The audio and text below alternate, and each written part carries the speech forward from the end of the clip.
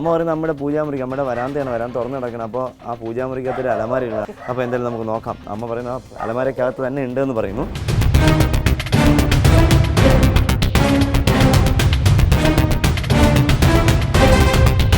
അമ്മ എന്തായാലും ഇറങ്ങി പോവാതെ നല്ല സേഫായിട്ട് വെള്ളമൊക്കെ വെച്ച് നല്ല ചോട്ടി അടച്ചു വെച്ച് നമ്മൾ എന്തായാലും നോക്കാം.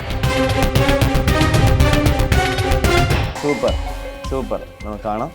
നമുക്ക് അമ്മ പൂജാമുറിയിൽ ദൈവത്തെ പോലെ, ദൈവങ്ങളെ ആരാധിക്കും പോലെ അമ്മ നമ്മുടെ നാഗദൈവത്തെയും നാഗത്താനെയും ഇവിടെ വെച്ച് കാത്തിരിക്കും. നോക്കൂ.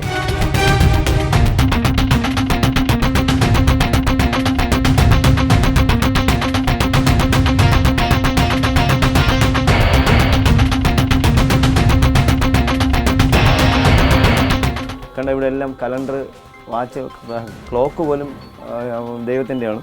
എല്ലാം കലണ്ടർ ദൈവത്തിൻ്റെയാണ്, എല്ലാം ദൈവത്തിന്. അതുമാത്രമല്ല അമ്മ കിട്ടുന്ന ചെറിയ ചെറിയ സംഖ്യകളൊക്കെ ഈ ഇതിൽ അമ്പലത്തിൽ പോകാൻ വേണ്ടി അത് ഇട്ട് വെച്ചിരിക്കുകയാണ്. അമ്മയുടെ മുറിയിൽ അങ്ങനെ അമ്മയ്ക്ക് കാവലായിരിക്കുന്നു. എന്തായാലും നമ്മൾ ഈ അതിഥിയെ നമ്മൾ എന്തായാലും പുറത്തേക്ക് എടുക്കുകയാണ്. നമ്മൾ സമയം കളയുന്നില്ല, കാരണം നമ്മൾ